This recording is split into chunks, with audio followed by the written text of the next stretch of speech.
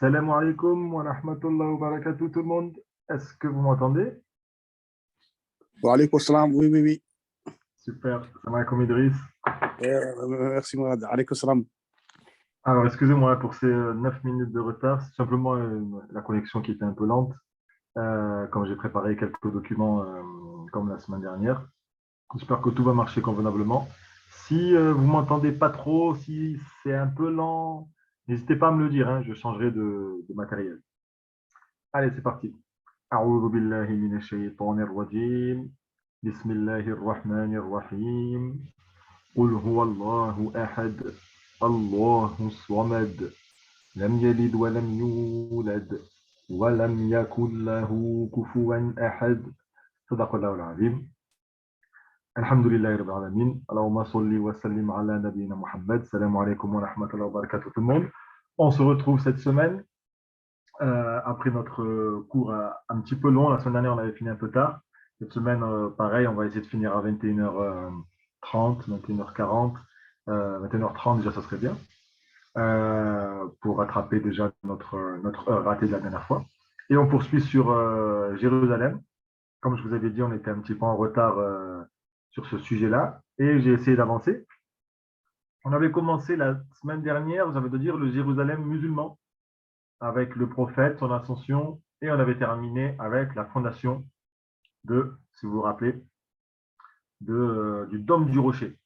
Hein, la fondation du dôme du rocher par le calife omeyyade, par le calife omeyyade Abd al-Malik ibn Marwan.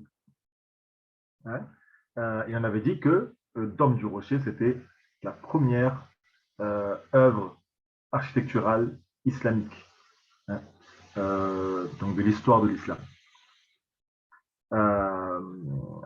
Et on va poursuivre aujourd'hui. Et on s'est arrêté la semaine dernière avec la chute des Omeyyades, hein, et l'entrée dans l'ère des Abbassides. Et on va aujourd'hui aller donc de l'ère des Abbassides jusqu'à Salah ad-Din. On va essayer d'aller jusqu'à Salah ad-Din et on va s'arrêter lorsque Salah ad-Din apparaît. Ouais. Donc encore une fois, hein, si vous ne m'entendez pas, s'il y a un petit bug, n'hésitez pas à me le dire. Alors, on avait terminé la semaine dernière sur, donc, comme j'ai dit, le dôme du rocher et sa caractéristique, on va dire, symbolique, avec sa caractéristique symbolique en termes d'architecture. Hein. On avait dit que, en fait, les murs en forme d'octogone, ça symbolisait les différents chemins de la vie. Au centre, la pierre de laquelle est monté le prophète pour réaliser son ascension. C'était un petit peu le centre du monde, Jérusalem, l'élément le plus important de la vie, l'islam, hein, à partir duquel on bâtit, à partir duquel on s'élève. Et le dôme du rocher, le dôme doré, hein, c'était, je veux dire, la vie céleste, hein, la rencontre avec Allah et le Firdaus pour l'éternité avec sa permission. Donc, c'est un grand lieu qui est notamment prisé par les soufis. Quand on dit soufi, ce n'est pas le soufi qu'on peut entendre aujourd'hui. C'est les gens qui vont vraiment être à la recherche d'Allah et qui vont quitter ce monde. Hein. Ils ne vont plus travailler, ils vont faire ça toute la journée. Ils vont être en prière toute la journée, ils vont méditer toute la journée. On va y revenir, hein, tout à l'heure avec un grand savant musulman qui est venu justement méditer aussi proche du dôme du rocher sur l'esplanade Al-Aqsa. Donc en 688, Abd al-Malik ibn Marwan bâtit le dôme du rocher. Et en 709, c'est son fils Al-Walid qui reconstruit la mosquée Al-Qibli. Hein. Donc là, je vous l'ai mis à l'écran, la mosquée Al-Qibli.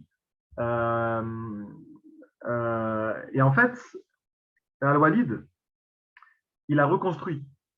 Il va même faire plus que ça. En fait, il va rénover l'esplanade. en y ajoutant des portes. Et ça, c'est ce qui va se passer en 709.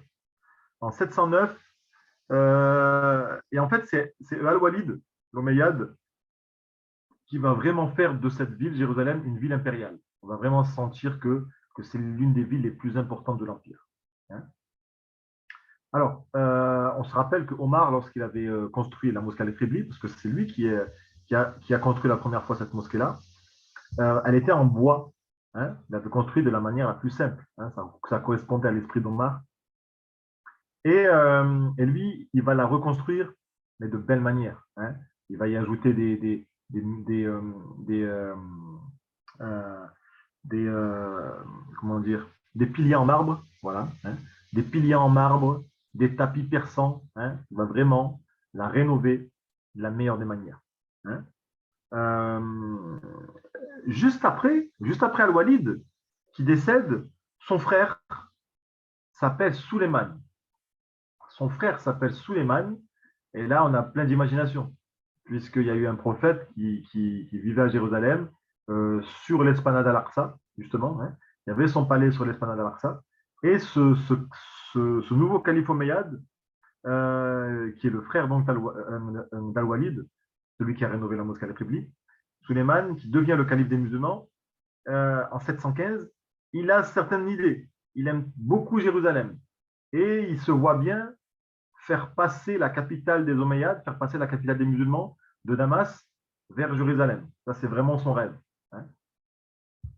Et ça va bien, j'ai envie de dire, avec son nom, puisque ça serait une boucle qui se boucle en quelque sorte, une boucle qui se termine, puisque un premier Suleiman a fait de cette ville la ville phare du monde, et un autre Suleiman, j'ai envie de dire, l'a fait redevenir, hein, meilleure ville du monde.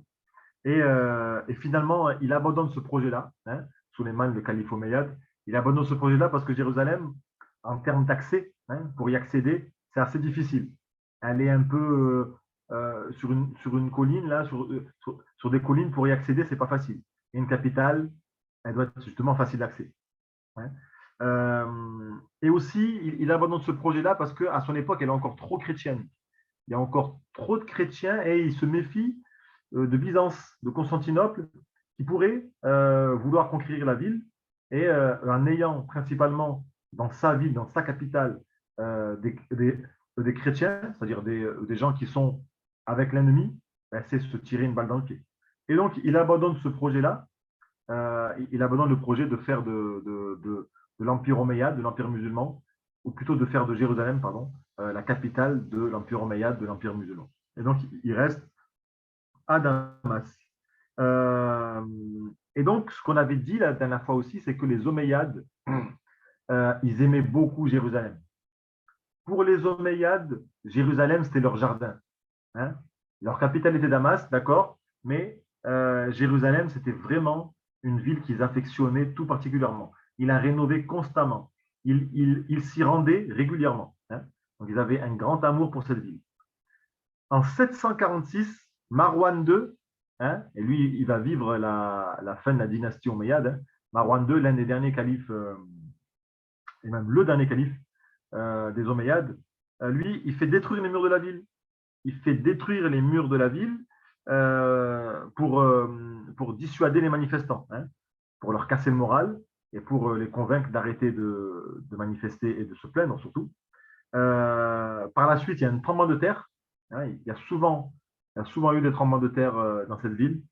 Et ça détruit la mosquée Al-Qibli. Donc la mosquée reconstruite par son aïeul Al-Walid, elle est détruite. Et aussi une partie du dôme du rocher. Une partie du dôme du rocher aussi est détruite. Hein, c'est-à-dire la mosquée n'est pas, il ne faut pas la reconstruire, mais il faut la rénover en grande partie. Et 4 ans plus tard, les Omeyyades chutent au profit des Abbassides. Hein. Donc l'empire omeyyade, il se termine, ils terminent leur rapport avec Jérusalem, j'ai envie de dire, alors qu'ils l'ont choyé pendant 20 siècles. Ils terminent leur rapport avec Jérusalem, j'ai envie de dire, après un tremblement de terre et dans la destruction. Hein. La ville est détruite par un tremblement de terre et elle est détruite par leur calife Marwan II qui détruit les murs de la ville.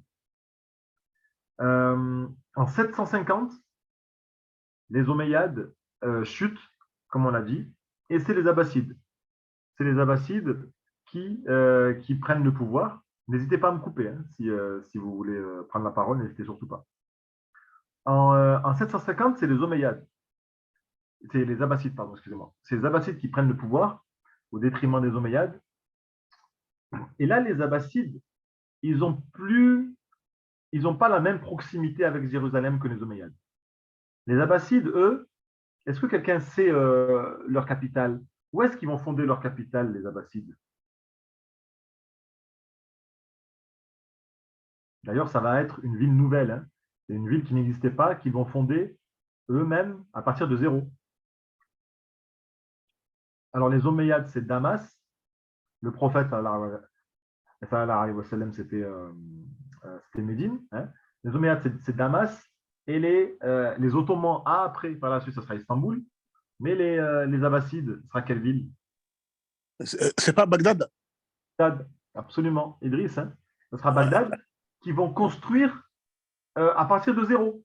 C'est-à-dire, ils vont vraiment fonder la ville à partir de zéro, en cercle. Hein. Ils vont la faire en cercle, avec le palais du calife au centre, hein, pour qu'il ait vue surtout, pour qu'elle soit accessible à tout, pour qu'il ait une main sur tout. Hein.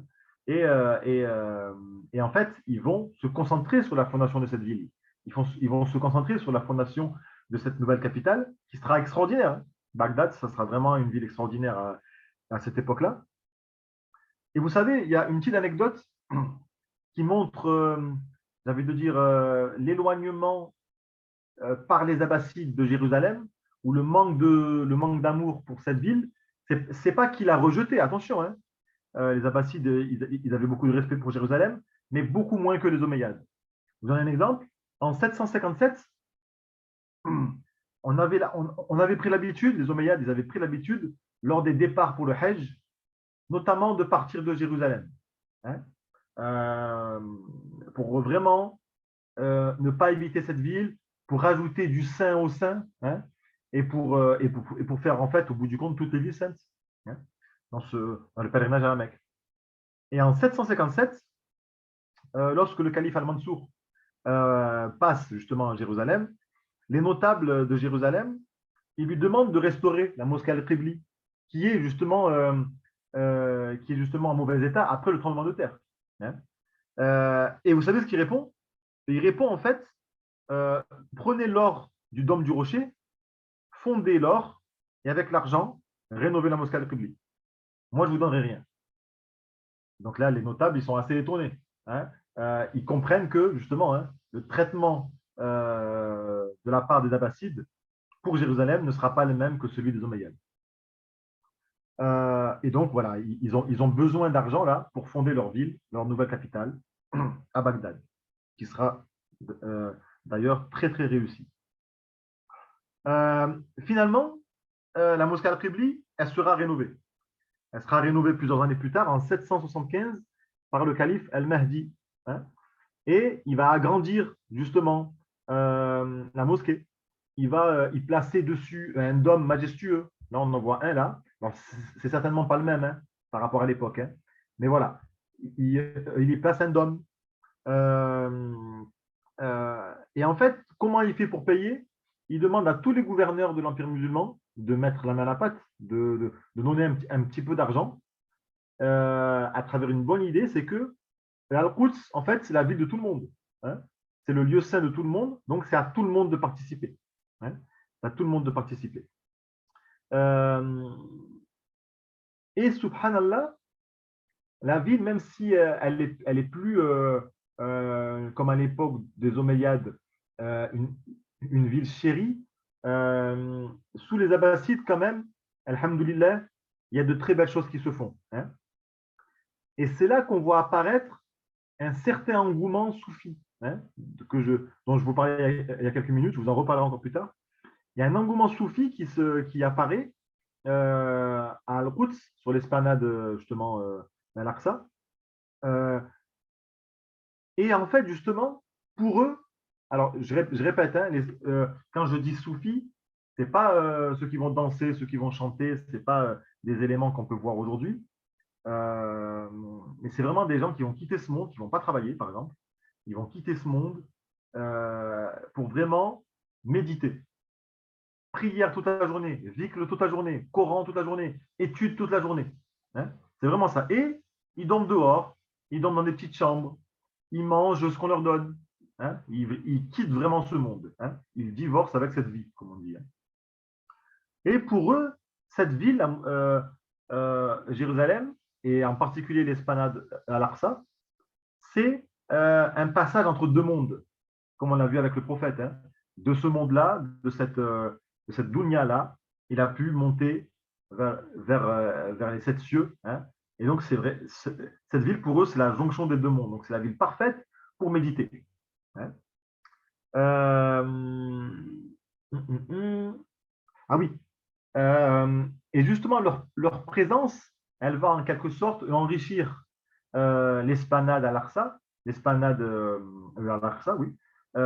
Et les soufis qui vont résider sur cette esplanade, ils vont rechercher l'emplacement de tous les grands événements. C'est-à-dire à quel moment, ou à quel endroit plutôt, le prophète est entré sur l'esplanade. Lorsqu'il est rentré, sallallahu alayhi wa sallam, avec le Jibril. Où est-ce qu'il a prié sur l'esplanade avec les califes, où est-ce qu'il a commencé à monter vers les cieux. Et en fait, ils vont essayer de trouver toutes les places majeures hein, de l'esplanade, des places aussi importantes au sujet de Suleiman, hein, par exemple, euh, des places aussi importantes au sujet de Mariam, par exemple. Hein. Voilà, des, des places importantes de l'esplanade, même si en fait, bon, et en fait, à chaque fois qu'ils pensent avoir trouvé une place importante, ils restent dessus et ils prient et ils font des invocations. Et en fait, la place, elle s'enrichit de cette manière-là. Elle s'enrichit de petits îlots de zikr, en quelque sorte. Hein. On est bien d'accord que on ne peut pas prouver sérieusement tous ces emplacements-là. Hein. Donc, ils se sont placés sur certains endroits en disant que ici, c'est l'endroit où l'ange Gabriel et le prophète sallallahu alayhi wa sallam sont entrés sur l'esplanade. C'est à partir d'ici là qu'ils sont entrés sur l'esplanade, mais il n'y a pas vraiment de preuves. On ne peut pas vraiment prouver ça. D'accord. euh, un grand savant va venir étudier sur cette place-là, va venir donner des cours sur cette place-là, c'est Ash-Shafi'i. Ash-Shafi'i, il est né pas très loin. Ash-Shafi'i, justement le fondateur de la troisième école, celui qu'on va suivre notamment beaucoup aux Comores, par exemple. Hein. Les Comoriens, ils sont d'obédience Shafi'i. Les Kurdes, par exemple. Hein. Les Kurdes, les voisins des Turcs, hein, ils sont Shafi'i. Euh, les Syriens aussi. Hein, beaucoup de Syriens sont chaférites. Al-Shafiri, lui, il est originaire de Gaza, en Palestine. Donc, il n'est pas très loin de Jérusalem. Hein. Et il va y enseigner à plusieurs reprises. Alors, permettez-moi de vous montrer une petite vidéo. J'espère que tout va marcher convenablement. Justement, de l'intérieur de la mosquée Al-Qibli. C'est important de faire ça. L'intérieur de la mosquée Al-Qibli. J'aimerais bien vous montrer ça, moi. On va faire ça comme ça. J'espère que tout va marcher convenablement. Alors, je vais faire un partage.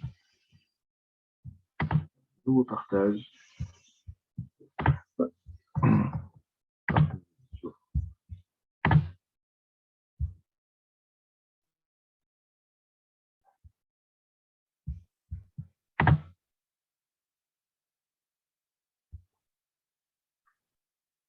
J'espère que tout va marcher convenablement. Alors là, je vais laisser comme ça.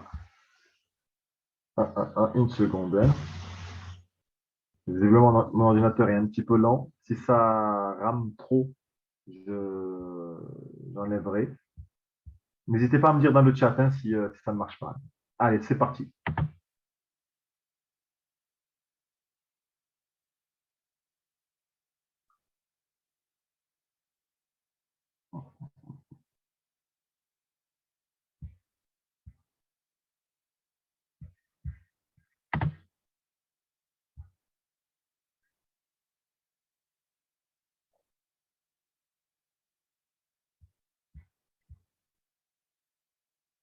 Ouais, j'ai trop d'applications là.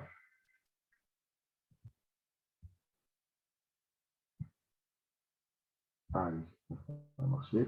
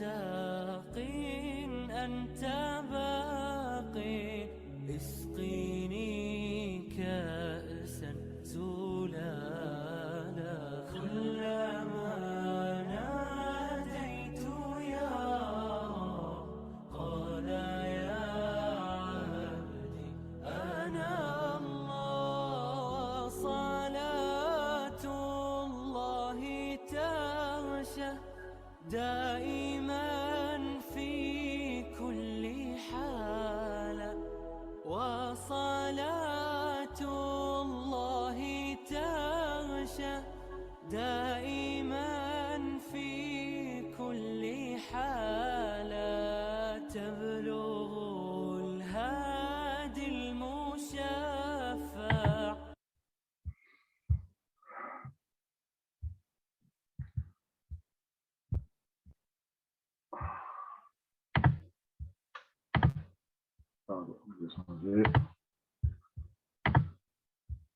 Voilà, donc pour l'intérieur de cette mosquée fondée par Omar ibn al-Khattab et rénovée par Al-Walid, l'Omeyyade, et encore par la suite par l'Abbasside Al-Mahdi en 775. Ouais. Subhanallah, qu'Allah libère Jérusalem. Quand on voit ça, ça donne envie d'y aller. Hein. Vous avez remarqué que c'est. Et avec l'anachid, avec de beaux propos en arabe, je ne sais pas pour ceux qui ont compris un petit peu,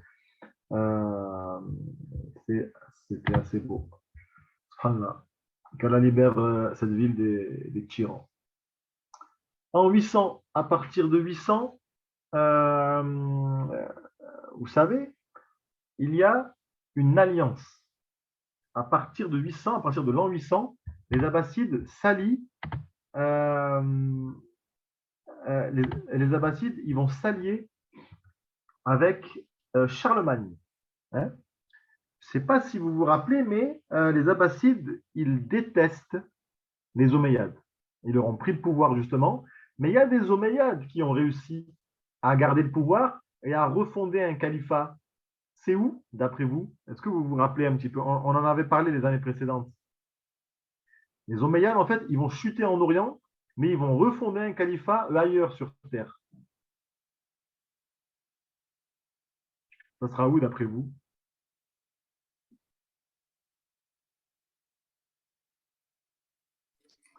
Pas dans le pays de l'Oman. Non, pas Oman. Non, pas Oman. Ça sera chez nous, en fait. Ça sera chez nous en Europe. Ça sera à Andalous. Absolument, Chafia. Hein. Ça sera chez nous en Espagne, en fait. Hein. En Espagne et au Portugal. Hein. Ils vont quitter, en fait, l'Orient et ils vont fonder un nouveau califat. On va appeler ça le califat omeyyade d'Occident. Hein. Avec notamment Abdelrahman ad-Dakhil. Hein. Abdelrahman ad-Dakhil, qui va quitter justement la Syrie et à pied, il va arriver au Maroc et il va traverser la Méditerranée pour arriver en Espagne. Et les Abbassides, ils détestent les Omeyyades et quand ils les voient fonder un califat en Occident, ils n'aiment pas ça. Ils n'aiment pas ça et ils leur souhaitent que l'échec. Alors, ils vont s'associer à Charlemagne, l'ennemi des Omeyyades, hein, puisque les Omeyyades en Espagne, eux, ce qu'ils veulent, c'est conquérir, même la France. Hein. Et justement, les Abbassides, ils vont se placer aux côtés de Charlemagne, aux côtés des chrétiens, pour essayer d'affaiblir les Omeyyades. Hein. Et d'ailleurs, il y a une correspondance célèbre entre Haroun al-Rachid, le célèbre calife des Abbassides, et Charlemagne. On dit qu'Haroun al-Rachid lui envoie une horloge, notamment. Hein. Et à partir de là, justement, les Européens, les chrétiens européens, à cette époque-là, ils vont analyser cette horloge-là et ils vont voir tout le brio scientifique des musulmans. Il va lui envoyer aussi un éléphant. Hein. Ils n'avaient jamais vu ça à cette époque-là, les Européens. Vous savez, de service rendu en service rendu, Haroun al-Rachid permet à Charlemagne d'entamer une politique d'influence à Jérusalem. Hein.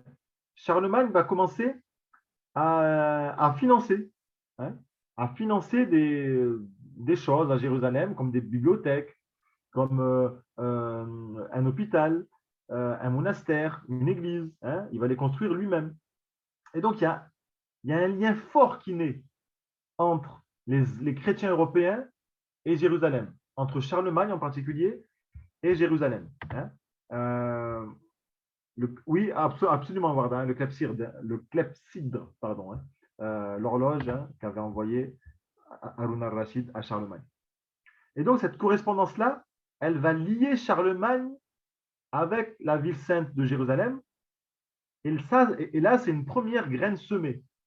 C'est une première graine semée dans l'esprit des chrétiens européens, l'idée de Jérusalem, la ville de Jésus aussi, hein, même si c'est Bethléem, mais bon, Jérusalem, c'est la ville de toutes les communautés, de tous les croyants.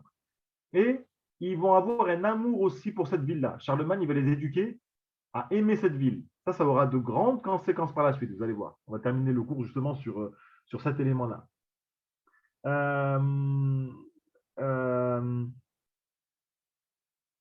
Justement, hein, par la suite, en Europe, on va dire que le Saint-Sépulcre, hein, que l'église du Saint-Sépulcre, on va l'étudier tout à l'heure, on va s'y intéresser particulièrement tout à l'heure. En Europe, on va dire que l'église du Saint-Sépulcre, donc le lieu le plus saint chrétien, chez les chrétiens, il appartient en fait à Charlemagne. Hein.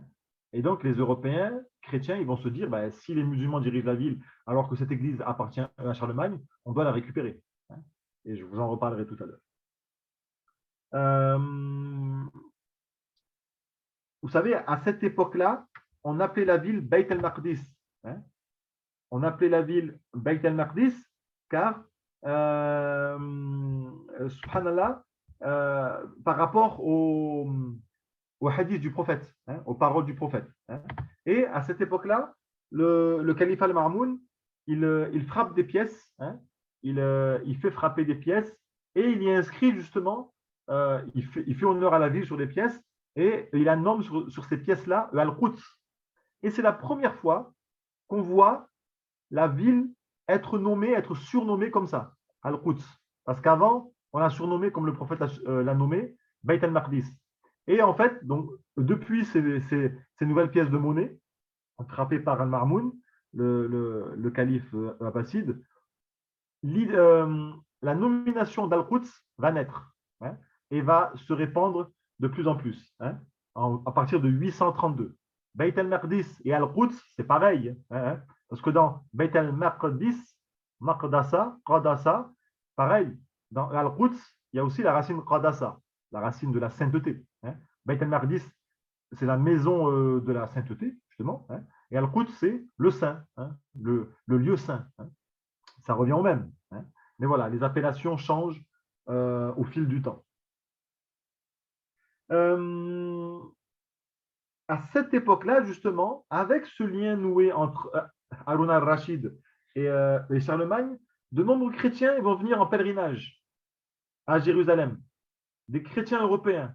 On sait déjà que la ville est beaucoup peuplée de chrétiens. Hein. Quand les Omeyyades, déjà quand les musulmans ont conquis la ville, elle était majoritairement chrétienne. Hein. Vous savez, c'est des chrétiens d'Orient. Ils se réfèrent à l'église de Constantinople, de Byzance, hein, qu'on appelle les Byzantins. Là, les chrétiens d'Occident, envoyés par Charlemagne, lorsqu'ils vont venir en pèlerinage, ici à Jérusalem, il va avoir des problèmes.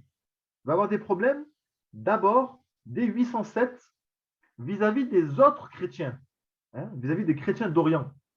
Donc, les chrétiens d'Occident, lorsqu'ils arrivent à Jérusalem en pèlerinage, et lorsqu'ils observent les chrétiens d'Orient pratiquer selon leur manière, ils ne sont pas d'accord. Hein. Et les chrétiens d'Occident, ils sont très arrogants. Hein. Ils sont très intolérants. Soit tu fais comme moi, soit tu pratiques mal. Vous voyez un petit peu le genre. Et il y aura des bagarres. Hein. Il y aura des problèmes à partir de 807. Alors qu'habituellement, la ville, hein, comme vous le savez, elle vivait dans une paix, dans un respect entre les communautés très marqué. Hein. Et cette intolérance de la part des chrétiens d'Occident, elle va même se poursuivre avec les musulmans à partir de 813. Donc, on commence avoir des petites disputes là entre communautés religieuses, alors que d'habitude, ce n'était pas le cas. Et ces disputes-là, elles vont commencer à naître notamment à cause des Européens, à cause des Occidentaux. Hein, c'est juste pour la blague, hein, c'est toujours les Occidentaux qui font les problèmes. Ils ont fait la guerre mondiale, ils ont fait la colonisation. À chaque fois qu'ils arrivent, c'est pour casser. Hein, euh, en 970, donc plus de 100 ans plus tard, là, il va se passer un élément, un élément important, c'est la conquête de la ville par les Fatimides. Par les Fatimides. Alors, les Abbassides, vous savez que l'empire abbasside, il était fort au début et au fil des siècles, il a existé longtemps en fait. Hein. Il a existé longtemps. Il est apparu en 750. Il a chuté dans les années 1500. Donc, vous imaginez, le temps, c'est énorme. Mais tout ce temps-là, durant tout ce temps-là, ils n'ont pas été forts, les Abbassides. Parfois, ils n'ont occupé le pouvoir que de manière symbolique. D'autres personnes à leur place l'ont vraiment occupé. Et donc, les Abbassides, durant leur gouvernorat, durant leur pouvoir, ils ont eu des moments vraiment de vide où d'autres dynasties sont venues leur voler le pouvoir et gouverner à leur place. Et ça s'est fait, en fait, au fil d'une influence perdue de manière croissante. Hein. La première fois que les Abbassides ont perdu le pouvoir à Jérusalem, c'était au profit des Toulounides. Les Toulounides, rapidement, hein, c'est une dynastie qui a régné sur l'Égypte. Et d'Égypte, elle a réussi à conquérir Jérusalem. Par la suite, les Hirshidides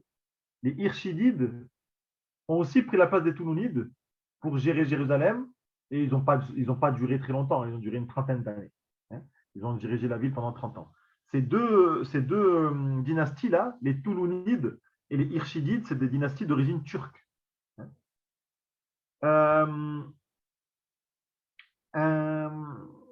Ça, c'est les soucis, j'ai envie de dire, des Abbassides, j'ai envie de dire, à l'intérieur des musulmans, puisque les Toulounides et les Hirshidides sont musulmans. Ils vont commencer à avoir des problèmes aussi avec les chrétiens. À Byzance, un général qui se nomme Nicéphore Phocas, il veut reprendre la ville, mais de manière violente. Hein. Il veut vraiment expulser les musulmans de la ville sainte. Il veut vraiment en faire une ville totalement chrétienne. Hein. Et il commence à conquérir le Chem. Il commence à conquérir les différentes régions du Chem. Et à chaque fois qu'il conquiert, et le Chem, ça appartient aux musulmans maintenant, hein, c'est principalement des musulmans qui le peuplent. À chaque fois qu'il conquiert un terrain, Nicéphore Phocas, ce général chrétien, il détruit les mosquées et il place les musulmans sous esclavage. Donc là, c'est un signe envoyé à Jérusalem fort et violent. Le patriarche de Jérusalem, hein, Jean VII, le patriarche de Jérusalem, il va trahir justement la ville, il va trahir justement l'ambiance de paix de la ville en souhaitant l'arrivée de Nicéphore Phocas pour qu'il puisse prendre la ville et pour que la ville puisse devenir totalement chrétienne. Hein. Et là, les musulmans vont s'occuper de lui, ils vont aller le chercher dans l'église du Saint-Sépulcre, ils vont le faire sortir, les musulmans et les juifs. Hein. Là, ils étaient ensemble pour ça. Et ils vont le brûler sur la place publique pour haute trahison. Hein. Finalement, ce Nicéphore Phocas, ce général de Byzance, il va être assassiné par sa femme. Et en fait, son projet de conquérir la ville dans le sang, il ne sera pas réalisé. Et subhanallah, pourquoi je vous parle de ça? Parce que quand les chrétiens de la ville, ils ont appris la mort de Nicéphore Phocas, de ce général chrétien qui voulait reprendre la ville dans le sang, dans la violence, ils ont construit tout de suite une mosquée dans le quartier chrétien. C'est-à-dire, dans le quartier chrétien, il n'y a pas de mosquée. Hein, c'est destiné aux chrétiens. Mais les chrétiens ont fondé une mosquée dans le quartier chrétien, juste en face de l'église du Saint-Sépulcre, juste en face du Saint des Saints, chez les chrétiens, à l'endroit où Omar ibn al-Khattab s'est prosterné pour faire sa prière de l'Asr lorsqu'il a visité la ville, lorsqu'il a visité le Saint-Sépulcre, vous savez, au bout d'un moment, le patriarche lui propose de faire sa prière dans l'église. Et Omar refuse, de peur que les musulmans par la suite font pareil. Et alors, il sort de l'église du Saint-Sépulcre et va prier devant, à même le sol, comme ça. Les chrétiens de la ville ont fondé une mosquée sur cet endroit-là. Et ils vont baptiser cette mosquée, la mosquée Omar. Et pourquoi ils ont fait ça, en fait? Ils ont fait ça, en fait, comme un symbole, en fait. Comme un symbole euh, euh, du refus de l'étranger. Hein. On n'écoute plus les étrangers. On se contente de nous, les habitants de Jérusalem, musulmans, juifs, chrétiens. On s'accorde entre nous. On n'appelle personne de l'extérieur. Hein. On s'accorde que entre nous. Et c'est aussi le symbole, voilà, de l'alliance avec les locaux musulmans. Hein. On fait confiance aux musulmans locaux qui nous permettent de pratiquer notre religion. On n'a pas besoin d'un général chrétien d'ailleurs ou d'un empereur chrétien d'ailleurs. Hein. Donc c'est une belle marque, là, c'est pour ça que j'ai voulu vous en parler. Cette fondation de l'église Omar, juste en face de l'église du Saint-Sépulcre, par respect pour justement cette politique musulmane-là de tolérance. Hein, justement, face à ce que voulait faire ce général chrétien-là, Nicéphore Phocas, qui n'était rien d'autre que de la totale intolérance. Et donc, comme je vous ai dit, au fil des années, les Abbassides perdent du pouvoir, perdent du pouvoir, perdent du pouvoir, autant avec les Toulounides, autant avec les Hirschidides, autant avec justement ce général chrétien Nicéphore Phocas. Et en 970, là, c'est la prise de Jérusalem par les Fatimides. Les Fatimides, ils avaient déjà conquis le nord du Maghreb. Ils avaient déjà conquis l'Égypte, notamment. Hein. Leur fief, c'était l'Égypte. Les Fatimides, ce sont des chiites. Et ce sont des chiites ismaéliens et pas duodécimains. Vous savez, en Iran aujourd'hui, les ayatollahs, par exemple, hein, le pouvoir en Iran aujourd'hui, il est aux mains des duodécimains, des chiites duodécimains, ce qui se réfère au 12e imam. Hein. Les ismaéliens, c'est encore autre chose. C'est une autre branche très ésotérique, hein, beaucoup dans la mystique, beaucoup dans les symboles. Hein. Et c'est une branche encore plus terrible hein, que les duodécimains, hein, encore plus farfelue que les duodécimains. Et donc, les Fatimides, ils arrivent à prendre le pouvoir sur les Abbassides et sur les Karmates. Hein. Les Karmates, on en avait parlé l'année dernière rapidement, c'est aussi une secte chiite. C'est la secte qui avait volé à la Mecque, sur la Kaaba, ils avaient volé la pierre noire. Hein. C'était des terroristes, c'était une secte chiite terroriste qui faisait du mal de partout.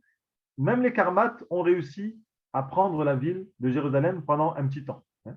Et donc, les Fatimides prennent le pouvoir à Jérusalem, et là, c'est une date importante. À partir de 970, là, c'est une date importante parce que le sunnisme intellectuel, la science sunnite va être interdite, hein, au profit justement de l'enseignement du dogme ismaélien, du dogme chiite ismaélien. Les Ismaéliens aussi, les Fatimides, ils vont imposer de lourdes taxes à chaque porte de la ville. Donc, c'est une chape de plomb. C'est une chape de plomb qui se verse sur la ville. Mais ce n'est pas encore le pire. Ce n'est pas encore le pire. Parce que le plus fou ce soir, il arrive maintenant. Écoutez bien cette partie-là du coup. Les Fatimides, à partir de 996, vont voir apparaître un calife du nom de El-Hakim, le sage, entre guillemets. En fait, ce El-Hakim, il était complètement fou. En fait. Il était en proie à des pulsions de colère, à des pulsions de rage, hein, à de nombreuses crises. Il y a des fois, des jours, il dirigeait d'une manière et le lendemain, il prenait une décision totalement opposée. Hein. En 996, il prend le pouvoir, ce Al-Hakim-là. Et au début de son pouvoir, il favorise beaucoup les chrétiens sur les musulmans sunnites, bien sûr. Hein, parce que Al-Hakim, il déteste les musulmans sunnites. Il les déteste. Donc, il favorise beaucoup les chrétiens Et quelques années après, donc il prend le pouvoir en 996 et en 1003, donc c'est quoi? C'est 7 ans plus tard, hein, c'est le lendemain en fait, hein, il ordonne la destruction de la basilique principale du Caire. Il ordonne la destruction d'un des lieux chrétiens les plus importants de sa capitale, le Caire, en Égypte. Donc, en fait, on ne comprend pas en fait son attitude. Et là, on commence à observer ces excès de crise, hein, ces crises. En 1009, vous savez, en 1009, les Coptes d'Égypte, ils partent à Jérusalem pour réaliser leur pèlerinage. Et lorsqu'il les regarde, il se dit mais ils sont trop bien organisés. Je me méfie d'eux. Je pense qu'ils vont à Jérusalem pour conquérir la ville. Alors que non, ils partaient comme chaque année faire le pèlerinage, en paix, dans le respect, comme d'habitude. À ce moment-là, en 1009, il leur donne, écoutez bien, il leur donne la destruction de l'église du Saint-Sépulcre. Il leur donne la destruction de l'église du Saint-Sépulcre, qui va être donc détruite sur ses ordres en 1009. Le saint du saint chrétien. C'est comme si quelqu'un détruisait la mosquée sacrée de la Mecque avec la Kaaba. C'est terrible, c'est fou. Hein, et lui, il se permet ça. Il se permet cette folie. Hein. Les chrétiens de la ville, ils sont sous le choc. Les musulmans, ils sont scandalisés parce qu'ils savent que c'est une agression, un viol total du pacte de Omar, hein, du pacte envers les Zimmi de Omar, hein, qui avait dit aucune de vos églises ne sera violée, hein, ne sera détruite.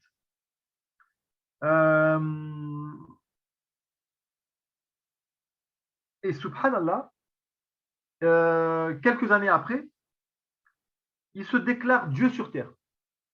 Et dans la Khutbah Jumu'ah, au lieu de dire le nom d'Allah, il dit son nom à lui. Et là, c'est tous les musulmans qui sont scandalisés, même les musulmans chiites, même les musulmans fatimides, hein, ils sont scandalisés. Et là, en fait, ils n'en peuvent plus. Ils n'en peuvent plus de ce calife fatimide-là. Et là, Al-Hakim, le calife, quand il voit les manifestations des musulmans à son égard, il interdit. Il interdit la pratique du ramadan. Il interdit le départ pour le hajj à la Mecque. Hein. Il devient de plus en plus fou. C'est vraiment un calife qui était atteint mentalement, certainement. Hein. Et en 1021, il sort un jour dans une simple promenade et il n'est plus revenu. On n'a plus retrouvé son corps. Hein. On dit que c'est sa sœur qui a ordonné son assassinat. Donc, pour vous dire, hein, ce calife fatimide-là, ce calife chiite ismaélien-là, il était tellement fou, il a tellement fait des folies que même, justement, dans son propre camp, on a essayé de l'assassiner. Et on a réussi. OK? Donc, en 1021, c'est la mort de ce calife fou, la page la plus terrible, j'ai envie de dire, de Jérusalem sous direction musulmane, même si c'était les chiites qui dirigeaient. Hein. Et donc, la ville, après la mort de Al-Hakim, elle est en ruine. Hein. Même le dôme du rocher, il est encore effondré. Et après un autre tremblement de terre. Hein. Et donc, la vie, elle devient difficile pour les trois communautés. Autant pour les musulmans que pour les juifs que pour les chrétiens. Al-Hakim, il a laissé un très mauvais souvenir. Hein. Permettez-moi de vous montrer un petit peu maintenant la mosquée l'église du Saint-Sépulcre. L'église du Saint-Sépulcre, c'est important d'en parler. Parce que, comme on l'a dit, c'est le Saint du Saint chez les chrétiens. Et il faut, je pense, aussi faire preuve de respect à l'égard de ce lieu saint. Alors, regardez. Voilà. Alors, ça, c'est l'église du Saint-Sépulcre. En termes de plan, ça, c'est son plan. Est-ce que vous voyez bien là? Tout va bien?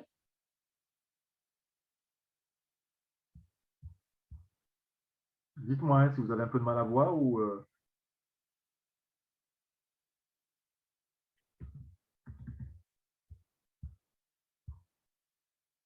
Est-ce que vous êtes toujours avec moi?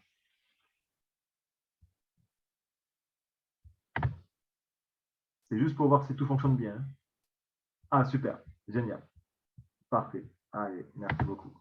Donc là, vous voyez le plan de l'église du Saint-Sépulcre, hein, avec la basilique ici.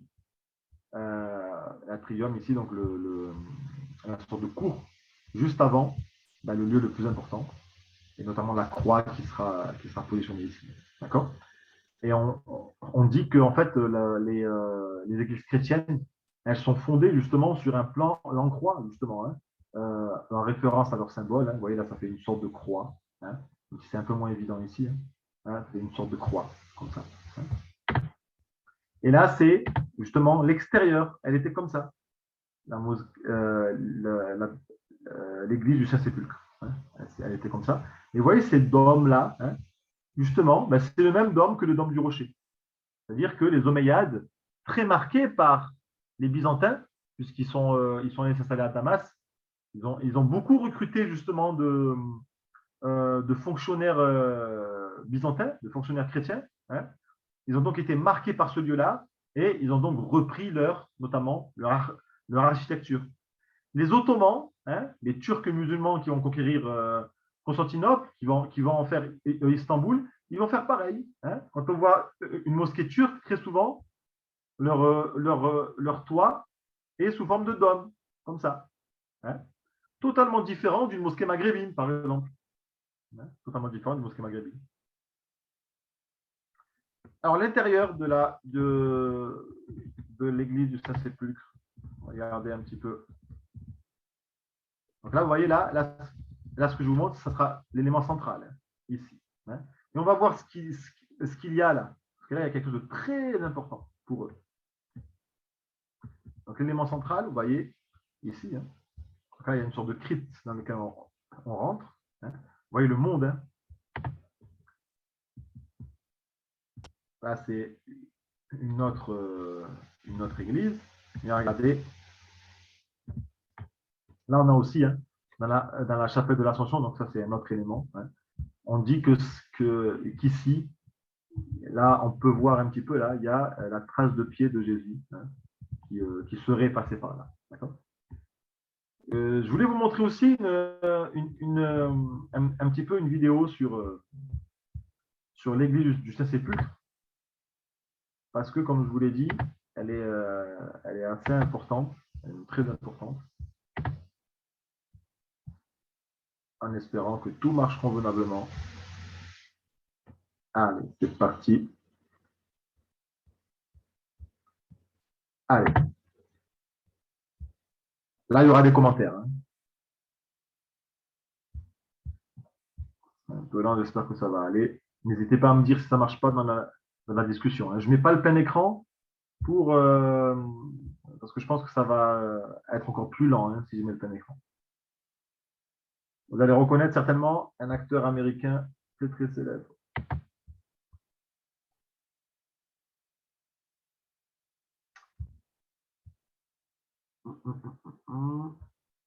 Allez, super.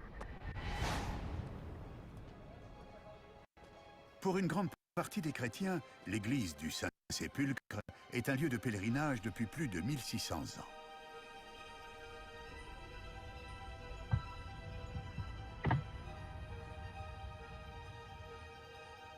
Non seulement elle est vénérée comme lieu de crucifixion du Christ, mais elle englobe aussi un autre lieu saint, la grotte où le corps de Jésus fut déposé après sa mort et où il a ressuscité. Alors, je vous remets parce que vous n'avez pas eu l'image en fait. On sent vraiment une énergie particulière je vais vous ici, remettre. tant cet endroit est imprégné de dévotion.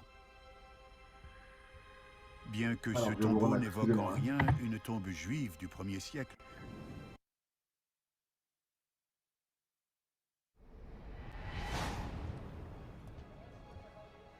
pour une grande partie des chrétiens, l'église du Saint-Sépulcre est un lieu de pèlerinage depuis plus de 1600 ans.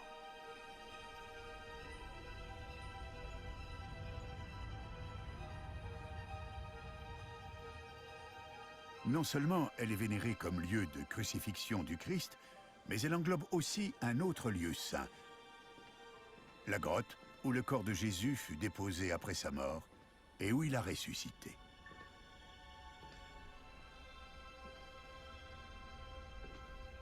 On sent vraiment une énergie particulière ici, tant cet endroit est imprégné de dévotion. Bien que ce tombeau n'évoque en rien une tombe juive du 1er siècle, Jody pense que ce site est historiquement crédible. C'est la partie la plus froide de l'église du Saint-Sépulcre. On est ici derrière les murs de la rotonde où se trouve le tombeau du Christ. Vous voulez dire que le tombeau est de l'autre côté? Oui. Et là, ce sont des tombes juives taillées dans la roche. À l'époque de Jésus, les Juifs enterraient leurs morts dans des tombes creusées dans la roche.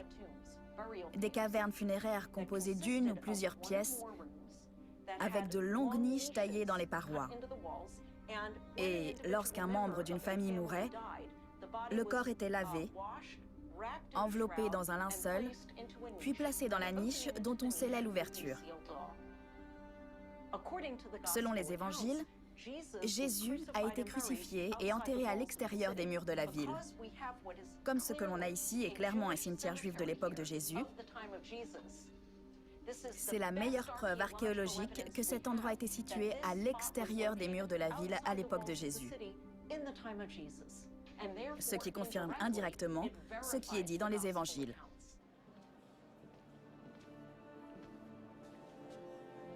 Les premières personnes à croire en la résurrection de Jésus se tenaient peut-être là. Mais je voudrais savoir ce qui a pu conforter cette croyance et comment elle a pu se répandre dans le monde entier.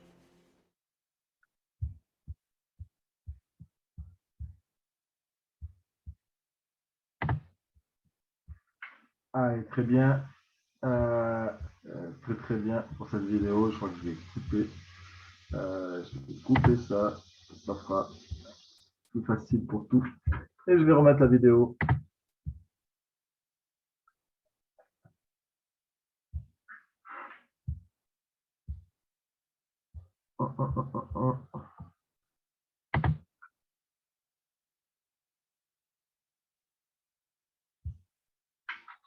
Enregistrement, est-ce que tout va bien? Ça s'arrêter qu'à la fenêtre, oui, très bien. Alors, j'ai vu que vous avez remarqué, je savais que vous allez faire la remarque, vous avez remarqué l'acteur Morgan Freeman, hein, l'acteur Morgan Freeman, qui était celui notamment, qui était la dernière fois qu'on a vu, de manière mondiale, j'ai envie de dire, ou l'une des dernières fois qu'on a vu, de manière mondiale, c'était à la cérémonie de l'ouverture de la Coupe du Monde à Doha, au Qatar. Hein. Il a contribué justement à discuter avec justement ce jeune Qatari handicapé. Hein. Il n'avait pas de jambes, je ne sais pas si vous vous rappelez de cet épisode-là, là, de ce moment-là, où justement ce jeune Qatari justement, cite un peu les versets du Coran. Et c'est sympa de la part de Morgan Freeman d'avoir été de notre côté. Hein. Machallah, je trouvais ça pas mal de vous montrer cette vidéo-là. Mais là, vous voyez, hein, on dit que la tombe de Jésus, elle est pas très loin. Elle n'est pas très loin de l'église du Saint-Sépulcre. Même si, en fait, on en sait... enfin, les chrétiens eux-mêmes ne peuvent pas le prouver. Hein. Et nous, les musulmans, on sait que Jésus n'est pas enterré là-bas parce qu'en fait, Jésus n'est pas mort, tout simplement. D'accord? Donc nous, j'ai envie de dire, on met fin à l'histoire en ayant une autre thèse, puisque Dieu a pris Jésus pour le placer au paradis, au Firdaus, en attendant de le renvoyer sur terre, justement. Hein, et son œuvre de fin, justement, sa mission de fin, ça sera de tuer justement le Dajjal. Hein. Le Dajjal, c'est cet homme qui va, avec une apparence douce, avec une apparence qui semble positive, mener les gens vers l'enfer. Hein. Et donc c'est lui qui uniquement pourra le tuer. Donc voilà pour l'église du Saint-Sépulcre. subhanallah, à partir de 1021, donc à la mort de Al-Hakim, ce calife fatimide fou, c'est Az-Zahir, un autre calife fatimide, qui va prendre le pouvoir et il va rénover et rebâtir la ville. Hein. On avait dit que avec Al-Hakim, la ville était en ruine. Avec Az-Zahir, par la suite, la ville va être refondée, va être rénovée. Et donc, on va reconstruire l'église du Saint-Sépulcre. Hein. On va la reconstruire. Hein. On va rénover le dôme du rocher. On va réparer les murs porteurs de l'esplanade Al-Aqsa. On va rebâtir le mur d'une aile de la mosquée Al-Qibli. Hein. Les Juifs, les chrétiens vont revenir dans la ville, puisqu'avec les Fatimides, avec Al-Hakim, c'était difficile. Hein. Et c'est l'empereur byzantin, Constantin IX, qui va financer beaucoup de travaux, notamment justement la reconstruction de l'église du Saint-Sépulcre. C'est lui qui va la reconstruire. Et là, on a quelque chose d'important. À la fin du cours, vous allez voir, je vais refaire un bilan et vous allez voir comme les choses dans l'histoire, comme les gens, en fait, comme les gouverneurs dans l'histoire, ils avancent leur pion petit à petit et ils s'écartent. Ils avancent leur pion et ils s'écartent pour un projet lointain. D'accord? Constantin IX, il rebaptise, il redonne l'argent, en fait, il donne l'argent, il finance la construction de la nouvelle église du Saint-Sépulcre.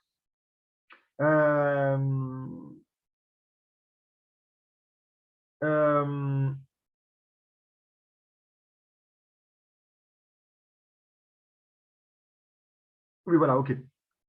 Et par la suite, il se forme un quartier, en fait. Il achète différents lieux dans le quartier chrétien. Et ce Constantin IX, là, cet empereur chrétien, il va comme diriger un quartier de la ville de Jérusalem. C'est-à-dire que ce quartier de la ville de Jérusalem, le quartier chrétien de Jérusalem, qu'il va diriger, il sera totalement sous les ordres de Constantin IX. C'est-à-dire qu'il n'y a que lui, dans ce quartier-là, qui peut faire la loi. Les gouverneurs musulmans là, de Jérusalem ne peuvent rien faire. Et ça, c'est quelque chose d'important. Ça, c'est un élément important. Ce ne sera pas le cas uniquement avec Constantin IX. Les Arméniens, vous savez que les Arméniens ont un quartier à Jérusalem. Hein. Ils rachètent une église en 1070. Et de cette église, ils rachètent plusieurs terres aux alentours.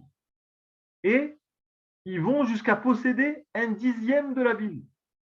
Ils vont jusqu'à posséder un dixième de la ville. En plus de ça, de nombreux marchands italiens arrivent dans la ville et achètent des établissements pour faire du commerce. Hein. Mais c'est des marchands italiens chrétiens. Hein. Et donc là, on voit que après Charlemagne, en 800, il commence à établir sa patte sur la ville, hein, en finançant des lieux, des hôpitaux, des églises, etc. etc. Là, vous voyez qu'il y a une étape supplémentaire dans le traitement chrétien de la ville. Ils deviennent propriétaires de certains lieux. Hein. Et donc, j'ai envie de dire, le gouvernorat musulman, il est presque, je ne dirais pas il est inutile, mais il devient peu puissant face à eux. Hein. Là, les chrétiens dans la ville, ils deviennent plus puissants que d'habitude. D'accord? Par leur propriété. Hein.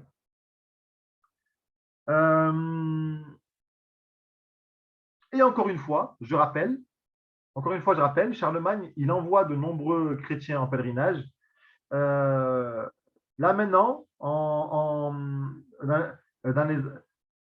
XIe siècle, hein, après les années 1020, c'est l'abbaye de Cluny. Alors Cluny, c'est un lieu en Bourgogne, en France. Hein, et l'abbaye de Cluny, elle est très célèbre, car justement, à cette époque-là, elle envoyait aussi de nombreux chrétiens vers Jérusalem pour pratiquer ce pèlerinage-là. Et c'est un pèlerinage qui avait beaucoup de succès, qui était très populaire, car la vie en France à l'époque, elle était misérable. Et le fait de partir à Jérusalem, comme ça permettait aux gens d'avoir une petite bouffée d'oxygène, hein, pour un petit peu oublier leur vie misérable et pouvoir déjà voyager et aller, j'ai envie de dire, se purifier en quelque sorte dans leur ville sainte. Euh, donc, vous voyez, les chrétiens, ils imposent leur pacte petit à petit. Hein, d'abord par une influence simple, ensuite par des actes notariales, par des achats, par une accession à la propriété, hein, euh, par une marque, j'ai envie de dire, économique et commerciale plus forte, comme on a dit, les marchands italiens qui s'installent. Et ces arrivées de nombreux pèlerins qui viennent notamment d'Europe. On a dit aussi, là on fait un petit bilan, on a bientôt fini, on fait un petit bilan. On a dit aussi que les Omeyyades dirigeaient la ville. Ensuite, les Abbassides. Les Abbassides, ils n'ont pas toujours été puissants. Alors, les Toulounides ont pris la suite. Les Hirschidides aussi. Les Fatimides par la suite. Et là, maintenant, c'est une autre dynastie turque qui prend le pouvoir, très célèbre. On les appelle un petit peu les ancêtres des Ottomans. C'est les Seldjoukides. Les Seldjoukides, là, ils prennent le pouvoir de Jérusalem en 1073. En 1073, hein, les Seldjoukides deviennent les maîtres de Jérusalem, hein, avec justement leur chef qui est Aziz ibn Ouaqr. Aziz ibn Ouaqr. Et là, c'est une marque importante, c'est une date importante, 1073. Pourquoi? Parce que c'est le retour du sunnisme à Jérusalem, alhamdoulilah.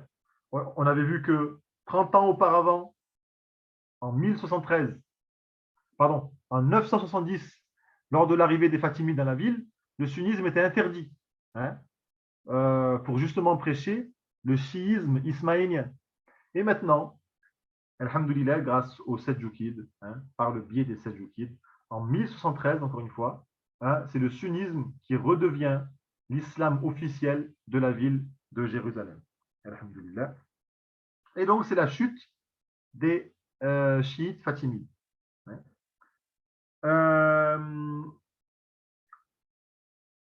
Et à cette époque-là, avec les Seldjoukides, c'est une date importante parce que la ville, elle redevient comme à l'époque des Omeyyades. Hein.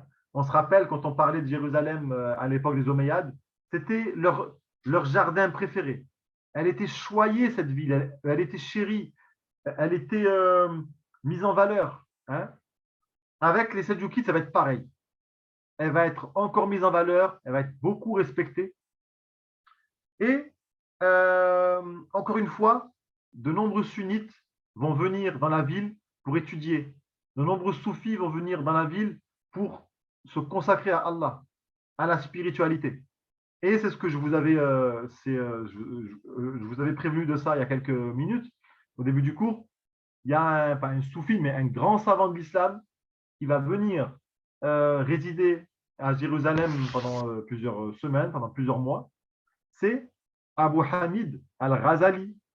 Abu Hamid al-Ghazali, si vous vous rappelez, l'année dernière, pendant le Ramadan, on l'avait étudié, Abu Hamid al-Ghazali, et il va y écrire, il va écrire à Jérusalem une partie notamment de revivification des sciences religieuses, Ihya Ulum ad-Din, son œuvre phare, hein, son grand ouvrage. Et donc voilà, vous savez que, juste pour rappeler, hein, Abu Hamid al-Ghazali, c'était le grand savant de son époque. Hein. Il était voilà, le plus grand savant de son pays. Et il a remarqué que, c'est lui en tout cas ce qu'il se disait, il trouvait que tous les honneurs dont il avait, à quoi il avait accès, hein, je rappelle, hein, c'était le premier savant du pays. C'est-à-dire que s'il vivait aujourd'hui, on lui offrait un costume 3 pièces à Christian Dior. En bas de chez lui, il y avait une Mercedes avec un chauffeur. C'était le haut du panier. D'accord? Et à travers tout ce faste, tout ce respect, tous ces honneurs, lui, il s'est trouvé corrompu. il s'est trouvé un peu mal à l'aise dans sa sincérité vis-à-vis d'Allah, et donc il a décidé de tout quitter. Et il est parti sur le chemin. Il a dormi dans des mosquées, il nettoyait les toilettes, hein, il se cachait pour que personne ne puisse le reconnaître. Et notamment, il est venu passer plusieurs semaines, plusieurs mois à Jérusalem pour justement retrouver cette purification-là et ce chemin de la sincérité. Là, on est en 1073. Et là, il va se passer quelque chose de très important. Et on va finir le cours sur ça. On a vu que depuis Charlemagne et l'amitié entre Charlemagne et Haroun al-Rachid, les chrétiens d'Europe étaient liés désormais à Jérusalem. Ils rêvent de cette ville. Ils respectent cette ville. L'abbaye de Cluny, par la suite, envoie de nombreux chrétiens faire le pèlerinage. Ils éduquent les gens à cette conscience de Jérusalem. Mais là, on était encore dans une attitude uniquement de piété, uniquement religieuse. Par la suite, justement, les gouverneurs chrétiens, ils vont essayer de conquérir la ville politiquement et militairement. Et ça, c'est un grand événement, ce qu'on appelle l'appel de Clermont. L'appel de Clermont en 1095 par le pape Urbain II. Ça, c'est des connaissances qu'il faut avoir. L'appel de Clermont par le pape Urbain II en 1095 qui encourage à conquérir Jérusalem. Auprès de tous les chrétiens d'Europe, il appelle à conquérir Jérusalem, à mettre de côté leurs disputes internes et à tous se réunir autour de la conquête de Jérusalem, à imposer la chrétienté romaine sur les chrétiens d'Orient, sur les églises d'Orient. Vous savez que les chrétiens d'Occident, les chrétiens romains, ils veulent être les uniques décideurs du christianisme. Et ils détestent tous ces groupes-là, les nestoriens, les monophysites, toutes ces, je ne vais pas dire ces sectes, mais tous ces groupes chrétiens-là, ils n'aiment pas. Ils aimeraient être qu'un seul et même groupe. Et donc, le pape Urbain II, en 1095, lance ce qu'on appelle l'appel de Clermont pour conquérir Jérusalem, pour imposer la chrétienté romaine sur toutes les églises d'Orient, et clairement dit, pour éradiquer l'islam, pour faire du christianisme la religion de tout le pourtour méditerranéen, de tout le pourtour méditerranéen. Et pour réaliser ce projet-là, comme aujourd'hui, on va utiliser de nombreux prétextes et de nombreux mensonges. On va ressortir les vieux dossiers. On va dire que Al-Hakim, l'ancien calife des musulmans, c'était juste le calife chiite, c'était à part encore, c'est lui qui a détruit l'église du Saint-Sépulcre. Alors les chrétiens là-bas, ils ne sont pas en sécurité. Alors que ce n'était qu'un seul calife fou dans toute l'histoire. Le calife, juste après Fatimide, a autorisé justement de rebaptiser l'église du Saint-Sépulcre. On va aussi inventer beaucoup de mensonges. Et c'est assez facile à cette époque-là, en Europe, puisqu'en Europe, les Européens sont beaucoup dans la superstition. Ils sont beaucoup dans ces croyances-là sans sens. Et c'est d'ailleurs, plusieurs siècles après, ce que les Lumières vont combattre. Vous savez, les philosophes comme Molière, les philosophes comme Voltaire, c'est Voltaire que je veux dire, c'est pas Molière. Les philosophes comme Voltaire, comme Diderot, comme Montesquieu, c'est ça justement qu'ils vont combattre.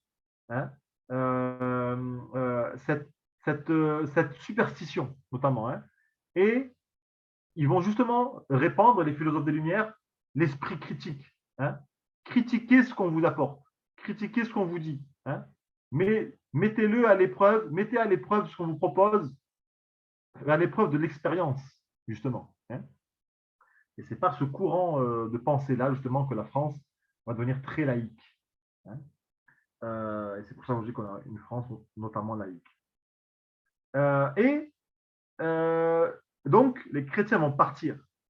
Les chrétiens vont partir. Et subhanallah, en 1099, c'est la conquête de Jérusalem. C'est la première croisade. Hein. En 1099, c'est la première croisade et c'est la conquête de Jérusalem par les chrétiens. Hein. Jérusalem devient conquise. Jérusalem est conquise par les chrétiens et d'une manière, j'ai envie de dire, unique et j'ai envie de dire aussi totalement opposée à celle d'Omar ibn al-Khattab. Permettez-moi de vous lire et si vous voulez avoir plus de détails de cette conquête-là, je vous encourage de lire le roman d'Amin Malouf, hein, Les croisades vues par les Arabes. Ce roman d'Amin Malouf, écrivain franco-libanais qui siège à l'Académie française, Les croisades vues par les Arabes. Hein. Permettez-moi de vous lire, pas un passage du livre d'Amin Malouf, mais justement un passage de chrétiens qui ont assisté à la prise de Jérusalem. Justement, hein.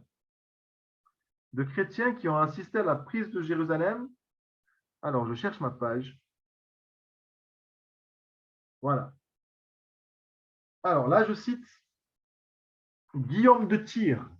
Guillaume de Tyr, c'était donc un religieux chrétien de cette époque-là qui a assisté à la conquête de Jérusalem dans son ouvrage qui s'appelle Histoire d'outre-mer. Alors, je le cite. Écoutez bien. Hein. C'était le 6e jour de la semaine et la 9e heure de la journée. Il semble que ce moment fut choisi par Dieu même, puisque à pareil jour et à pareille heure, le Seigneur avait souffert dans la même ville pour le salut du monde. Le duc Godefroy de Bouillon, qui va devenir le roi chrétien de Jérusalem, le duc Godefroy de Bouillon, et tous ceux qui étaient entrés avec lui s'étant réunis, couverts de leurs casques et de leurs boucliers, parcouraient les rues et les places, le glaive nu, frappant indistinctement tous les ennemis qui s'offraient à leur cou, et n'épargnant ni l'âge ni le rang. On voyait tomber de tous côtés de nouvelles victimes, les têtes détachées des corps, s'amonceler çà et là, et déjà l'on ne pouvait passer dans les rues qu'à travers des monceaux de cadavres. Dès qu'ils furent parvenus sur les remparts, ils allèrent ouvrir la porte du Midi, qui se trouvait près de là, et tout le peuple chrétien pénétra facilement par ce nouveau côté. L'illustre et vaillant comte de Toulouse entra dans la place. Les autres princes, après avoir mis à mort dans les divers quartiers de la ville tous ceux qu'ils rencontraient sous leurs pas, ayant appris qu'une grande partie du peuple s'était réfugiée derrière les remparts du temple, donc sur l'esplanade d'Al-Aqsa, ils coururent tous ensemble, conduisant à leur suite une immense multitude de cavaliers et de fantassins, frappant de leurs glaives tous ceux qui se présentaient, ne faisant grâce à personne et inondant la place du sang des infidèles. Ils accomplirent ainsi les justes décrets de Dieu, afin que ceux qui avaient profané le sanctuaire du Seigneur par leurs actes superstitieux, le rendant dès lors étranger au peuple fidèle, le purifiassent à leur tour par leur propre sang et subissent la mort dans ce lieu même en expiation de leurs crimes. Hein? Donc la présence des Juifs et des chrétiens dans la ville, la présence des Juifs et des musulmans dans la ville, justement, tuer les Juifs et les musulmans, ça permet de purifier la ville. Selon les propos de Guillaume de Tyr, bien sûr.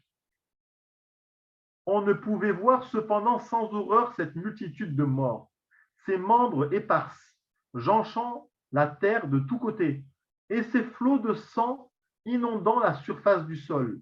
On dit qu'il périt dans l'enceinte même du temple environ 10 000 ennemis, sans compter tous ceux qui avaient été tués de tous côtés. Chacun s'emparait à titre de propriété perpétuelle de la maison dans laquelle il était entré de vive force et de tout ce qu'il y trouvait. Donc, les chrétiens qui entraient dans une maison musulmane ou juive, ils y tuaient les propriétaires et donc ils devenaient propriétaires de la maison. Hein? C'est ce sur quoi s'étaient mis d'accord les conquérants chrétiens. Car avant même qu'ils se fussent emparés de la ville, les croisés étaient convenus entre eux qu'aussitôt qu'ils s'en seraient rendus maîtres, tout ce que chacun pourrait prendre pour son compte lui serait acquis et qu'il le posséderait à jamais et sans trouble, en toute propriété. Après ces premières dispositions, les princes déposèrent les armes, changèrent de vêtements, purifièrent leurs mains et marchant pieds nus, le cœur rempli d'humilité et de contrition, ils se mirent en devoir de la plus grande dévotion, poussant des gémissements, versant des larmes, embrassant tous les objets de leur pieux hommage et élevant vers le ciel leur profond soupir. Et ça, c'est quelque chose que vous pourrez lire aussi dans le roman d'Amin Malouf, La croisade vue par les Arabes. C'est vraiment une conquête. On dit que les chrétiens avaient du sang jusqu'aux chevilles. Lorsque les marchés dans la ville vont être réinstitués, il y avait encore des corps. Il y avait encore des corps et les chrétiens faisaient leur marché comme si de rien n'était. Il y avait encore des cadavres par terre. Un dernier passage que je trouve important aussi.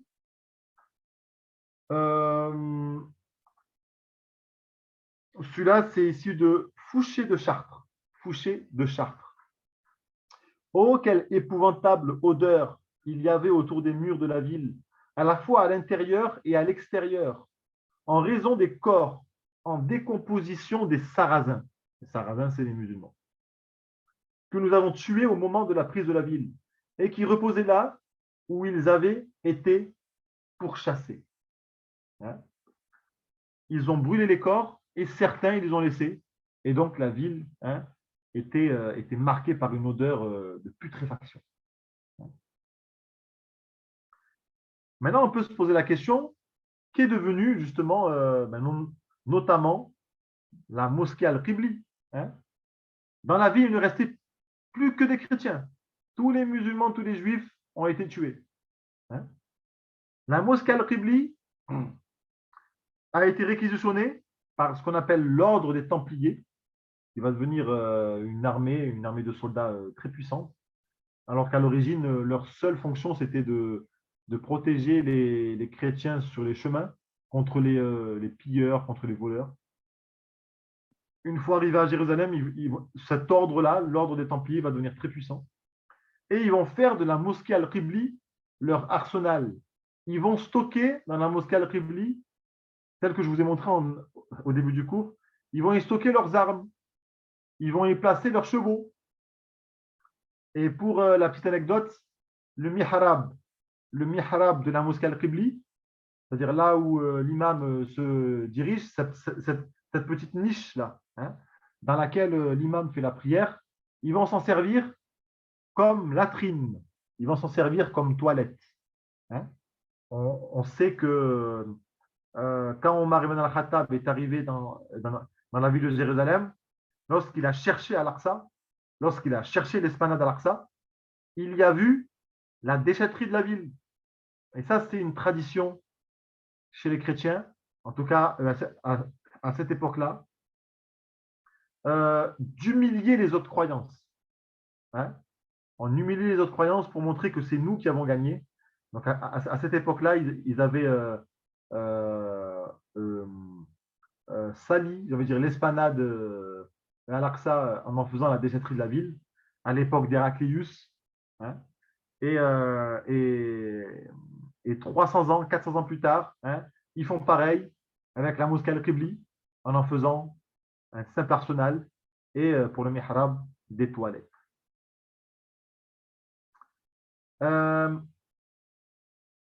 50 ans après la prise de Jérusalem, 50 ans après la prise de Jérusalem par les chrétiens. Les musulmans, vous pensez bien, ils sont dans un traumatisme fou. Hein. Et alhamdoulillahi rabbil alamin, un héros de l'islam, dont je ne vous ai jamais parlé. On pourrait le faire un dimanche, mais on va essayer de le faire justement la prochaine fois. Un héros de l'islam va apparaître. C'est un héros qui dirige un petit royaume, un petit territoire. Il dirige Alep en Syrie et Mossoul en Irak. Il dirige ces deux villes-là. Ce héros de l'islam, il est très méconnu, mais c'est celui qui va allumer la mèche. Hein. Parce que les musulmans, quand ils ont perdu Jérusalem, ils se disent, mais il faut qu'on la reconquiert. C'est notre ville. On a fait de Jérusalem une ville de sécurité, hein, une ville de piété, à partir de Omar ibn al-Khattab. Hein. Il faut qu'on la récupère pour respecter la sainteté de la ville. C'est nous qui respectons le mieux la sainteté de la ville, hein, en permettant à tout le monde de pratiquer son culte, hein, en n'interdisant rien à personne. Et ce héros qui va allumer la mèche de la reconquête, hein, notez bien, c'est Imad ad-Din az-Zengi. Hein, Imad ad-Din az-Zengi. Imad ad-Din az-Zengi, comme je l'ai dit, il dirige Alep et Mossoul. Et en 1144, il va faire la conquête d'Édesse. Édesse. Et des E2SE, c'est un royaume chrétien dans le Cham. Et il réussit à prendre ce royaume chrétien. Et ça, c'est un brio. Oui, je vous écris son nom tout de suite. Hein. Imad ad-Din az-Zengi. Inch'Allah, je vous ferai un cours sur ce héros de l'islam, qui est un héros magnifique. Hein. Imad ad-Din az-Zengi. Imad ad-Din az-Zengi. Hein. Et il réussit à conquérir le comté d'Édesse, un royaume chrétien. À cette époque-là, les musulmans sont très faibles et les chrétiens sont très forts. Et réussir à avoir pris une place chrétienne, là, les musulmans, ils retrouvent quoi? Ils retrouvent l'espoir. Hein. Et à partir de 1144, les musulmans, toute la Oumma a un amour profond pour Imad ad-Din az-Zengi, et pas que. Parce que 2 ans plus tard, Imad ad-Din az-Zengi, il meurt. Et c'est son fils, Nordin az-Zengi, hein, encore plus fort, qui va prendre la suite. Hein. Imad ad-Din az-Zengi, c'est vraiment celui qui a allumé la mèche, qui a planté la graine de la reconquête, hein, de la contre-croisade. Donc, en 1146, Imad ad-Din az-Zengi décède, rahimahullah, et c'est Nordin Zengi qui prend le pouvoir. Hein. Et là, on a affaire à quelqu'un de magnifique, mieux que son père. Il est souvent comparé au calife bien guidé, parce qu'il est très pieux, hein, mais il est aussi très stratège. Il ne veut pas le pouvoir, lui. Lui, il rêve de Jérusalem. Lui, il veut pratiquer l'islam. Hein. Il rêve de Jérusalem. C'est quelqu'un de stratège. Écoutez bien, il sait très bien que pour reconquérir Jérusalem, face à la force chrétienne de l'époque, il sait très bien qu'il faut agir selon la technique de la marée montante. Il ne veut pas arriver à Jérusalem, conquérir la ville en un seul jour sur des fondations fragiles. Non. Lui, il veut reconquérir Jérusalem pour toujours et la laisser sous bastion musulman. Alors, il préfère la technique, justement, comme le dit l'auteur du livre, de la marée montante. Hein. Il faut que, année après année, on travaille pour reconquérir la ville de manière solide. Nordin az-Zengi, c'est quelqu'un de brillant, mais il sait lui-même qu'il travaille pour les générations futures. Il ne veut pas la gloire pour lui. Hein. Certes, il rêve de Jérusalem, il rêve de la conquérir, mais en l'état, durant sa vie à lui, ça semble trop frais, ça semble encore trop proche. Donc, il travaille pour former les générations futures. Ce n'est pas lui qui va récolter les lauriers, mais ce n'est pas grave. Ce n'est pas le plus important pour lui. Il combat les Fatimides qui restent dans les alentours. Il combat les collaborateurs musulmans avec la puissance chrétienne. Et petit à petit, il avance, il avance, il avance. Il encercle Jérusalem. Hein. Il affaiblit les chrétiens. Et subhanallah, Nordin Zengi, il meurt au bout d'un moment, naturellement, hein, et il est entouré de généraux talentueux. Hein. Quelqu'un de talentueux, il forme les gens autour de lui de manière aussi talentueuse. Hein. Et à cette époque-là, donc Nordin Zengi, c'était le chef de la dynastie du Cham de l'époque, et il a placé ses gouverneurs selon certaines régions. Et en Égypte, il avait un général qu'il a placé en tant que gouverneur. Ce général, il s'appelait, peut-être que vous le connaissez, il s'appelait Salah ad-Din. Hein. Et justement, hein, lorsque Nordin Zengi décède, en 1174, c'est Salah ad-Din, c'est Saladin en fait, hein, le futur conquérant de Jérusalem, qui va prendre la suite, hein, qui va devenir le successeur de Nordin Zengi et qui va continuer ce travail-là de contre-croisade, qui va continuer ce travail-là de reconquête de ce lieu saint magnifique qui est Jérusalem. Hein. Voilà, je trouve ça bien de terminer sur ces trois héros magnifiques, Imad ad-Din Zengi, Nordin Zengi, son fils, et son élève le plus talentueux, Salah ad-Din al-Ayyubi, que vous connaissez tous. Et leur territoire, à ce qu'on appelle la dynastie Ayyubide, hein, puisque Salah ad-Din al-Ayyubi, par son nom, on va donner le nom de cette dynastie-là. Il dirige le Shem, l'Arabie et une partie du Yémen. Et il leur manque justement Jérusalem, qui vont encercler petit à petit. D'accord pour ce soir? N'hésitez pas à prendre la parole si vous le souhaitez. Salam alaikum. Donc, salam, Safia. Bon, j'ai juste à dire Mashallah pour le cours. C'est toujours un bonheur, surtout Jérusalem, ce que subissent en ce moment à l'heure où on est là. La jeunesse est assassinée. Tous les 3 minutes, il y a un jeune qui est exécuté dans des conditions abominables. Donc, vraiment, parler de Jérusalem, il faut qu'on parle que de ça, en fait, parce que c'est très grave ce qui se passe en ce moment. Très, très, très grave. Et si les musulmans ne se réveillent pas, je ne sais pas ce qui va se passer, quoi. Mais il faut bouger. On peut pas les laisser comme ça. Donc, il faut apprendre l'histoire de Jérusalem depuis le début.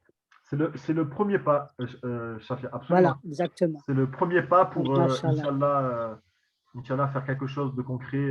Inch'Allah, Inch'Allah. Ouais. Ça commence déjà, Voilà. vous savez, là, le Ramadan arrive, ça commence déjà par ne pas acheter les dates israéliennes. Hein, vous savez, un jour, j'étais au Maroc, un été, ou c'était une année, et j'ai discuté avec mon oncle et il me disait les dates les plus mangées au Maroc, c'est les dates d'Israël. Il me le disait de manière très simple, c'est un peu embêtant. La dernière fois, à la mosquée, il y avait un paquet de dates par terre, là. Donc, je prends, je mange. Je dis, elles sont très bien, ces dates. Et je regarde la boîte et c'était marqué Israël. Je dis, mais comment est-ce possible de ne pas faire attention à ça, hein? Sachant que moi, je vends les dates de Palestine. D'accord? Ça fait 2 ans. D'ailleurs, Lumière sur Lumière est au courant. Beaucoup le sachent. Donc, voilà, je lance un petit appel. J'ai des cartons qui vont m'être livrés mardi par mon correspondant de Hébron. Donc, n'hésitez pas. Si vous en voulez, Mondial Relais, en 48 heures, vous êtes livré. Mashallah, subhanallah. Ça, c'est quelque chose de pas mal. Hein. Pourquoi pas acheter, peut-être pas faire ça tout le mois, mais pourquoi pas acheter quelques dates de Palestine pour soutenir nos frères justement palestiniens. Ça passe notamment par là, hein, par un combat économique. Hein, mashallah. Hein. Je pense que ça peut être très très bien. Hein. Justement, moi, à Lyon, il y a il y a, il y a une librairie islamique qui vend des dates de Palestine, justement.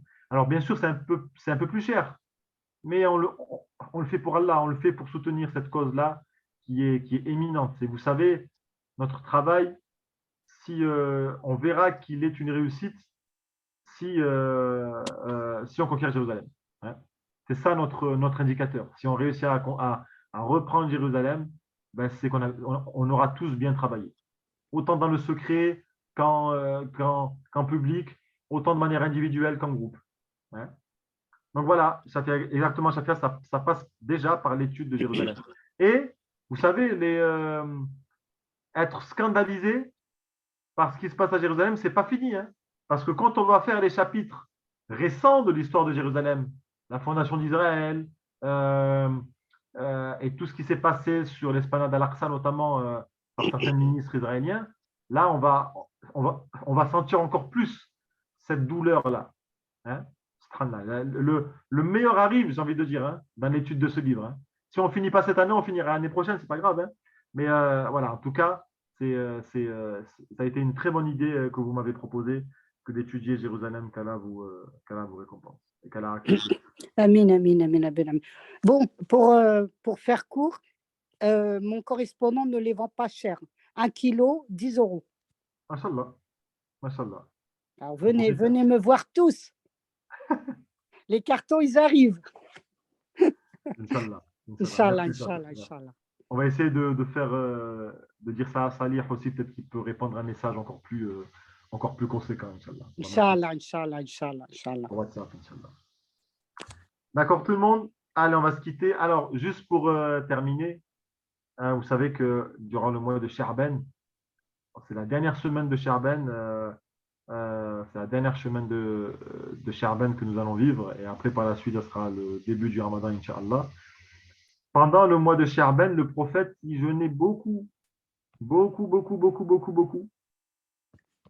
Et ce n'est pas facile de jeûner. Mais peut-être qu'en jeûnant un peu plus durant Sha'ban, durant cette dernière semaine, on peut se rapprocher du prophète et avoir cette miséricorde-là, cette baraka-là. Hein. Ça pourrait nous permettre encore une fois de préparer le Ramadan. Je sais que ce n'est pas facile de jeûner des fois avec le travail et tout, mais ça peut nous permettre de préparer encore plus notre Ramadan. Voilà, on peut peut-être rajouter quelques jours de jeûne en plus cette semaine qui arrive pour préparer notre Ramadan qui arrive très très vite, qui arrive très très vite. Qu'Allah nous fasse arriver au Ramadan et qu'Allah nous permette de vivre encore cette année le meilleur des Ramadans de toute notre vie, Inch'Allah. La semaine prochaine, on peut continuer. On peut continuer si vous voulez au Jérusalem. Moi, ça ne me dérange pas. Là, on ferait justement la conquête de Jérusalem par Salah ad-Din. Ça peut être bien. Ça peut être bien, je pense.